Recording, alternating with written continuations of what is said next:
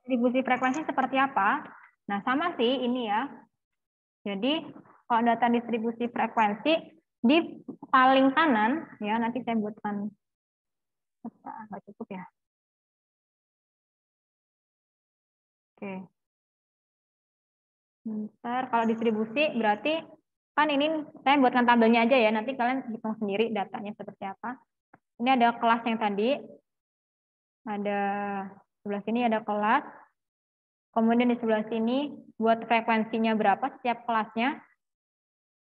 Setelah frekuensi itu ada XI, ya nilai tengah di kelas itu ya. Nah, setelah itu ini X barnya berapa? X barnya bisa di luar ya. X barnya berapa? Nah,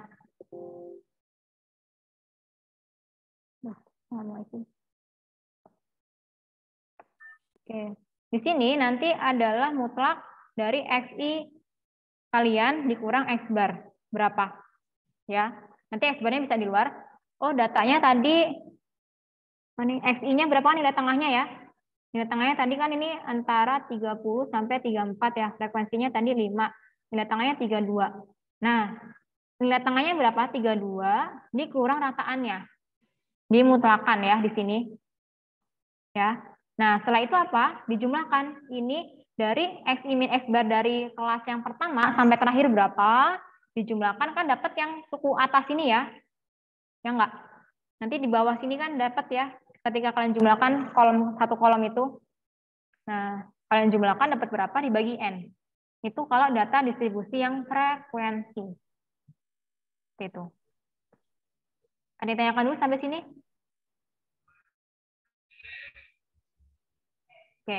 Nah, kalau simpangan baku ini bisa menggunakan sampel atau populasi ya. Kalau sampel ini S ya, kalau populasi itu pakai eta ya. Nah, kalau sampel bedanya sini ya. Ini ada N-1. Nah, berarti ini kalian butuh apa di sini datanya? Sigma dari XI min X bar yang di kuadrat. Kan tadi ini baru XI min X bar ya. Ya enggak? Yang kolom ini. Kalian tambahkan XI min X bar yang di kuadrat. Misal nih tadi di sini 25 ya. Berarti ini 25 di kuadrat berapa di sini? Kalian jumlahkan dapatnya di sini untuk yang atas ini dibagi N-1. Oh, datanya ada 50 kurang 1 berarti 49. Seperti itu. Ya.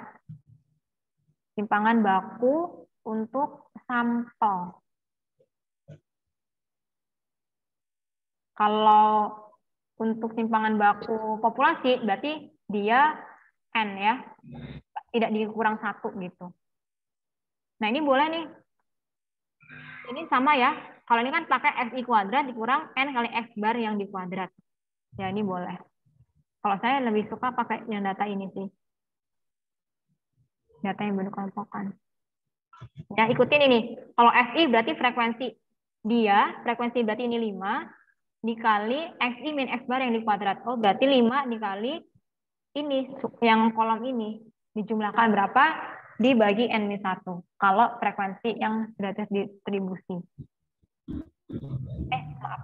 Kalau ini yang belum dikelompokkan ya. Maaf, ini yang simple. Tidak perlu ini. Berarti XI min X bar seperti tadi ini. Berapa? Di kuadrat ya. Baru dibagi N-1. Ya, kalau frekuensi untuk sampel, berarti kalian ada FI di sini depannya. Ya, frekuensi di kelas itu berapa dikali XI min X bar di kuadrat, kolom 1, nanti kolom baris 1, baris kedua berapa, baris ketiga berapa, dijumlah, gitu ya. Baru nanti dibagi N-1. Ini lebih gampang kalau kalian pakai Excel, ya. Gitu. Jadi kita bahas dulu yang cara manualnya, gitu. Mungkin nanti ketika di praktikum bisa dipersingkat ya. Kalau Excel seperti ini, kalau manual seperti ini. Gitu. Ini ada ya di kalkulator, tapi saya lupa buat kalkulator. Jadi nanti ketika kalian inputkan data, ada X, ada Y, nanti dapat simpangannya, sampel atau populasi, kemudian standar deviasinya berapa. Ya, kalau simpangan rata-rata, kalau standar deviasi akar dari simpangan rata-rata ini kan ya, misalkan sampelnya misalkan simpangan baku dapatnya 25, berarti standar deviasinya akar 25 itu gitu. Oke. Oke, saya lanjutkan. Nah, ini tadi nih yang saya sebutkan ada skewness sama kurtosis ya. Kalau kurtosis itu keruncingan, kalau skewness itu kemiringan ya. Jadi ada data yang seperti ini, ada yang normal, ada yang miring sini ya. Nah, kalau yang gambar pertama itu disebutnya skew to the left. Berarti dia keruncingannya ke kiri, ekornya panjang di kiri ya. Kalau dari segi kita ya. Nah, ini artinya apa? Jadi di sini min-nya di sebelah kiri, baru median, baru modus. Artinya apa? Kalau ini disebutnya negatif ya. Kenapa? Karena di sini data-datanya ini the mean and median are to the left of the mode. Berarti dia di sebelah kiri. Oke, maksudnya apa? Geser. Oke, kita mulai dulu ya di sebelah ini kanan ya. Nih, saya contohkan di sebelah kanan. Nah, sebelah kanan ini modusnya di sebelah sini kan ya. Baru median, terus min. Nah, kalau normal, modus, min, sama mediannya nilainya sama di sini. Nah, ini bagus. Gitu. Nah, tapi kan tidak semua data seperti ini ya. Nah, kalau misalkan yang ini disebutnya distribusi miring ke kanan, dia bernilai positif ya. Oke. Nah, sebentar. Kenapa di sini ini artinya ya sebagian besar data terdistribusi di nilai yang rendah. Kenapa? Karena modusnya di angka ini kan kecil ya, semakin kesini kan semakin besar ya. Misalkan ini 1, 2, sampai 100. Nah, data-datanya itu terkumpul di nilai yang rendah. Kalau dia skew to the right gitu ya. Nih, modusnya di angka yang kecil-kecil, banyakan gitu. Maka disebutnya negatif, apa ya istilahnya? Bukan negatif sih. Ininya distribusinya negatif, tapi disebutnya positif skew karena ekornya ke kanan. Nah, kalau ini apa? Modusnya di sebelah kanan kali gitu, paling kanan. Artinya apa? Data-datanya banyak terdistribusi di nilai yang tinggi. Gitu. Ya. Nah, ini bisa dihitung dengan nanti ada koefisien dari skewness-nya ya, pakai rumus ini. Gitu. Ya, S ini adalah simpangan baku yang di kuadrat ya. Kalau simpangan baku kan S kuadrat ya sebenarnya. Kalau S pangkat S2 berarti simpangan baku yang di kuadrat. Nanti ada kriterianya. Kalau misalkan alfa ini alfanya lebih dari 0. Kalau yang sebelah sini alfanya sama dengan 0, ini alfanya kurang dari 0. Gitu. Ya. Kalau kurtosis ini lebih menunjukkan bahwa keruncingannya seperti apa. Kalau dia ada kriterianya ya alfanya lebih dari 3, leptokurtis seperti ini. Jadi nilai rataannya banyak terdistribusi di sini ya, di sini. Kalau kita anggap ini, sini. Nah, berarti dia lebih banyak. Dia cenderung heterogen ya. Kalau ini kan lebih homogen ya datanya, karena kan di sini agak mirip. Kalau sini kan mirip, tapi dia sini agak jauh, gitu. Nah, kalau mesokurtis nilai alfanya dari sini ya. Tapi alfa di sini beda ya. Kalau alfa skewness ini, kalau alfa dari kurtosis seperti ini. Itu. Oke. Ini kalian bisa plotkan ya sebenarnya. Bisa membuat data. Nah, untuk koefisien variansi. Nah, di sini yang tadi di paling akhir itu adalah apa? Resiko ditunjukkan oleh besar kecilnya simpangan baku dari nilai rata-rata. Jadi simpangan baku per rataannya disebutnya koefisien variansi. Nah, sebagai contoh ya, hasil survei harga rokok per bungkus di pasaran adalah 5.000, 6.000, 7.000, dan 8.000. Sedangkan harga sepatu 70, 75, 80, dan 85.000. Manakah yang lebih bervariasi? Harga rokok atau sepatu? Oke. Untuk bervariasi tidaknya, heterogen tidaknya dilihat dari koefisien variansi. Kita cari dulu kan simpangan baku. Tadi ini ya, simpangan baku. Cari dulu kan rataannya. Setelah ini apa? Kalau ini kan anggapnya sampel ya. Berarti kan ini setiap ini 500 dikurang ini di kuadrat. Ini dikurang di kuadrat ya. Sampai 8.000 dikurang 6.500 di kuadrat. Nah, ini adalah N-1-nya kan? Nah, dapatnya segini. Ini timpangan baku. Nah, rataannya berapa tadi? 6.500. Berarti kalau dibagi kali 100%, 19,86. Ya, dengan cara ini kan sampel ya, karena kan kita tidak mungkin mengambil semua populasi. Meskipun kita pengen ambil sepatu di Jakarta gitu kan, kita ambil sampelnya gitu. Nah, ya, ini rataannya, ini timpangan bakunya. Nah, ternyata dapatnya ini koefisien variasi. Nah, apa lebih besar mana? Lebih besar yang rokok. Artinya apa? Harga rokok cenderung lebih bervariasi daripada harga sepatu. Kan tadi saya bilang ya, kalau variasinya timpangan bakunya besar, artinya dia datanya cenderung heterogen, cenderung lebih bervariasi dan cenderung tidak homogen, gitu ya. Gitu. Oke. Nah, ini nah nanti ini kalian selesaikan ya. Jadi saya sudah buat contohnya. Ini ada dua alat pengukur kadar sulfur monoksida di udara hendak dibandingkan alat A dan alat B. Seperti ini nilainya. Berarti yang paling akhir anggap 0 kan, yang alat B ini. Berapa min dan median dari hasil masing-masing alat ya. Range-nya berapa dari masing-masing alat. Kemudian manakah yang lebih bervariasi? Nah, kalian cari dengan menggunakan koefisien variasi, dibandingkan ya, mana yang bervariasi. Untuk pelatihan 2 sama ya, ini berarti ini menggunakan distribusi frekuensi ya. Berapa minnya? Berarti kan tadi kalian cari ada XI, nilai tengahnya kan. Kemudian berapa frekuensi kumulatifnya ya, seperti yang sudah saya ajarkan tadi. Q1 berarti kuartil ke 1, berarti 1/4 dari data. Kalau kuartil 3 berarti data 3/4-nya gitu. Ya, variansinya dan timpangan baku. Oke. Nah, lanjutkan ini juga dikerjakan ya. Oke, kita bahas besok. Harus bisa. Kalau tidak bisa nanti tanyakan bisa ke saya atau ke asistennya ya. Tapi usahakan dulu. Nah, ini ada contoh data. Nah, sini ada angka-angkanya ya. Minimumnya di sini 14,3 ya. Saya nggak tahu ini apa ya, number of observation ini. Oh, jumlah orangnya ya, atau sampelnya. Maksimumnya segini. Nah, sudah ada data ya. Kemudian, mediannya lebih besar dari minnya lebih besar daripada median. Nah, kemudian berapa ini?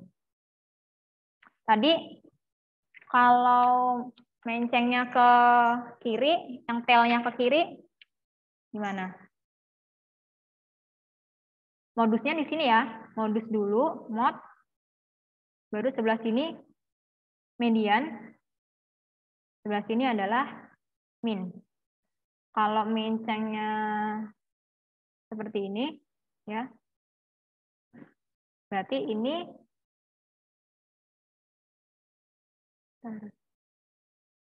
ke kiri ke sana modus min. Kalau ini modusnya di sini modus median baru min. Nah, kalian nanti tentukan mana nih minnya lebih besar daripada median yang sebelah mana, ya. Kemudian ada terkuartil, ada jumlahnya, ada rataannya, ada variannya, ada standar deviasi, ada skew percent. Ini apa? Alfanya ya dari kalau 0,3 berarti berapa tuh? Skewness-nya apa? Positif apa negatif? Positif ya, berarti yang ini kan. Mencengnya ke arah kanan, positif. Kalau kurtosis persennya minus 0,7 berarti yang datar ya, dia seperti ini. Gitu. Dia datar tapi dia begini set gitu. Untuk datanya. Oke. Cara eksplorasi datanya. Nah, ini untuk visualisasi data ya. Sebenarnya ini bagaimana cara menyajikan data dilihat dari jenis datanya ya. Oke. Nah, visualisasi data itu untuk apa? Untuk mengetahui hubungan antara variabel, kemudian scatter plotnya seperti apa, dan plot utamanya ya. Oke, untuk kemudian membandingkan distribusinya apakah banyak berapa persennya, berapa distribusi di setiap range-nya, itu bisa menggunakan eksplorasi data. Membandingkan, kemudian membentuk plot a series of data over time, berarti biasanya series data ini adalah data yang bergantung terhadap waktu. Gitu ya, bisa misalkan saham, kemudian indeks harga mata uang ya, itu contoh data-data yang terkait dengan data time series. Ini penjelasan tentang plot ya. Kalau time series plot berarti yang sering digunakan adalah line chart, garis ya. Nah, di sini kita harus menunjukkan variabel apa yang berubah terhadap waktu. Karena variabel yang bebasnya di sini adalah time. Ya. Tidak pernah waktu di sebelah sini. Ya. Ini misalkan Y atau F atau apalah harga atau barang gitu yang berubah terhadap waktu. Oke. Nah, ini bisa menggunakan area chart-nya ya. Kalau dia kumulatif ya. Misalkan kayak tadi, di antara rentang ini sampai ini berapa. Berarti ini kuning, rentang ini abu-abu, dan sebagainya. Oke. Kemudian kalau ranking, bisa menggunakan bar chart ya. Kita lihat mana yang paling besar dan mana yang paling kecil. Gitu. Atau piramid ya, piramid bisa melihat. Biasanya ini untuk yang membandingkan. Kalau bar chart, nah ini gunakan untuk mengcompare antara ekspektasi dengan yang realitanya ya. Dan ini tergantung yang kuning apa warnanya. Misalkan ini kita punya data sebelumnya ya. Nah, ini data realnya adalah yang orange.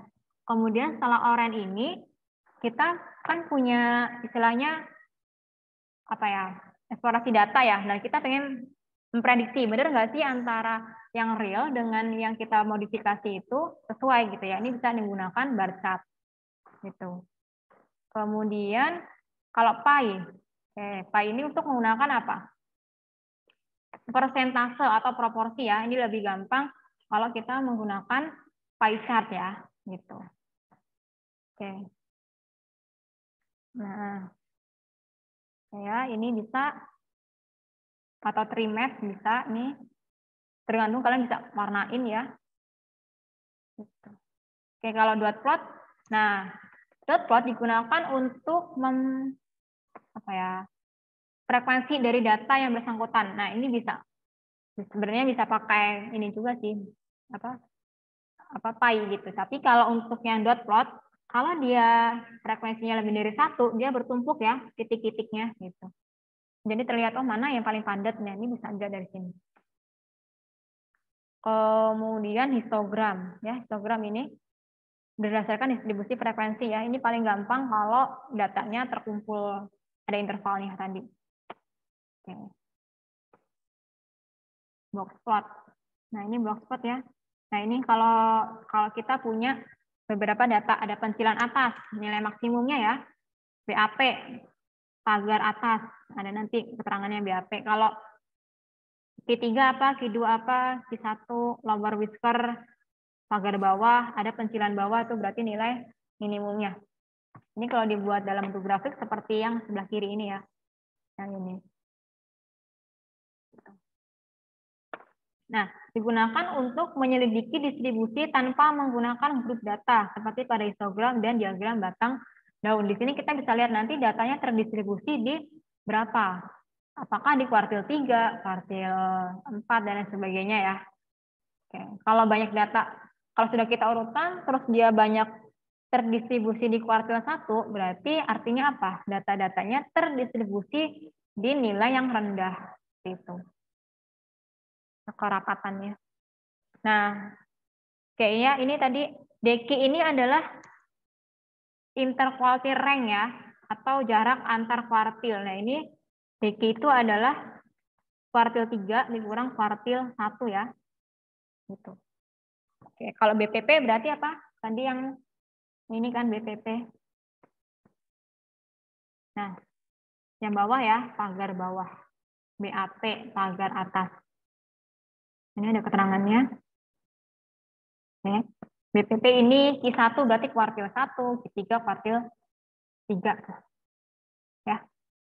Contohnya, nah kalau diagram daun, ini misalkan kita punya data nih 26 sampai 95 ya.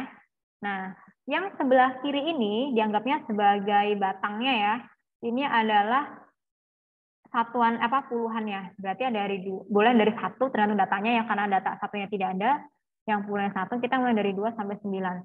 Nah, setelah itu urutkan 2. Yang ada depannya 2 siapa aja? Oh, 26. Yang depannya 3 siapa aja? 79 dan seterusnya. Ini istilahnya batang di daunnya ya. Jadi terlihat distribusi paling banyak adalah di sekitar 80-an. Seperti itu. Kalau kita buat dalam bentuk dibalik ya, jadi seperti ini. Nah, ini apa? Skewed apa? Negatif atau positif?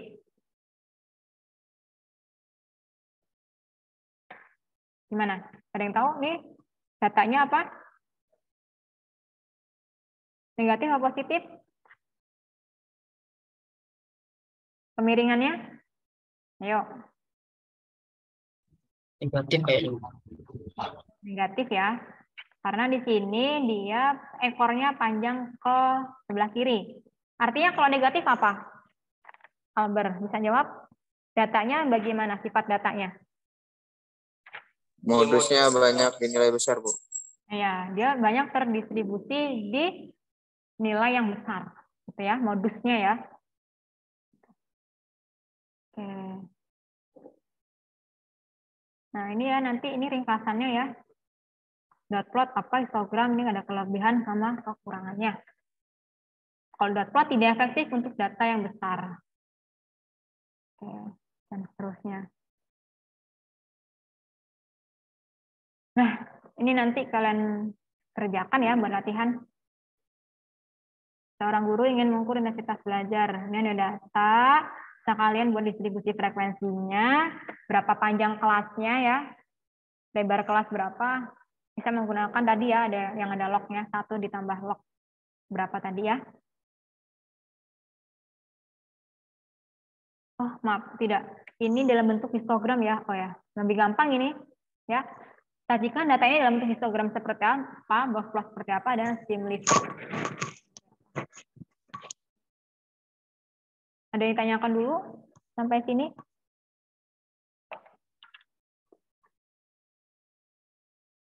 Ada?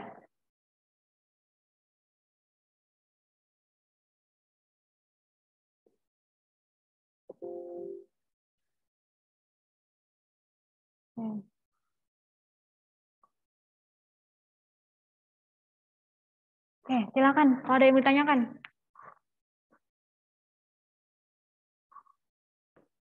Kalau nggak ada, nanti saya tanya.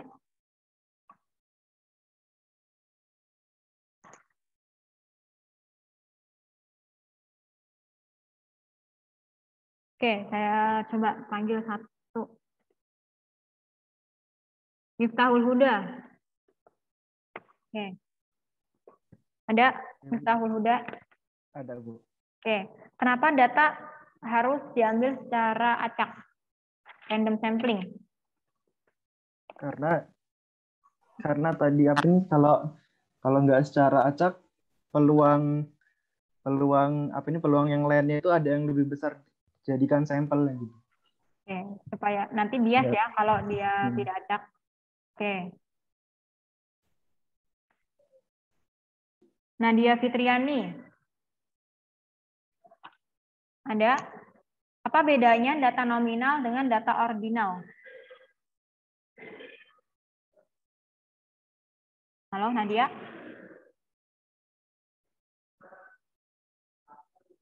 Halo, ada? Oke, berarti ini tidur ya. Mana nih ya?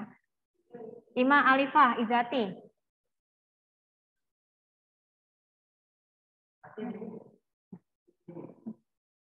Ada Ima?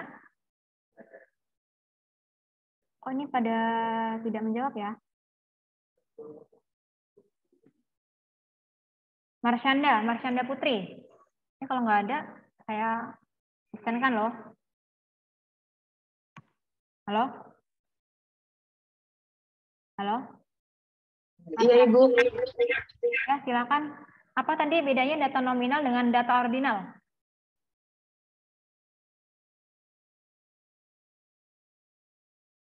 Apa bedanya data nominal dengan data ordinal? Kalau data nominal itu kategorik, tidak mengenal urutan, dan tidak bisa ditentukan operasi matematika. Kalau ordinal apa? Kalau ordinal yang kategorik mengenal hitungan dan urutan. Ya, dia ada rankingnya ya, rankingnya. Oke, oke. Cukup sampai sini. Ada yang tanyakan dulu? Kayak jadwal atau materi atau apa? Tugasnya belum ada ya. Nanti kalau ada saya posting di GCR. Tidak ada? Tadi tidak ada yang kesulitan kan untuk mengenerate ini? Kodenya untuk presenti? Ada tidak? Ada masalah? Aman, Ibu. Aman ya? Oke. Tadi siapa? Nabila ya? Tadi untuk ini ya, tolong nanti kelompoknya serahkan ke saya ya, Nabila ya. Ada 10 kelompok ya nanti. Apa yang lanjut? Baik, kalau tidak ada, saya cukupkan dulu pertemuan pada hari ini, pertemuan 1. Insya Allah nanti kita bertemu di kelas lain ya, atau di pertemuan 2 ADS. Saya cukupkan. Assalamualaikum warahmatullahi wabarakatuh. Waalaikumsalam warahmatullahi wabarakatuh. Terima kasih, Bu. Warahmatullahi wabarakatuh. Makasih banyak, Ibu. Ya.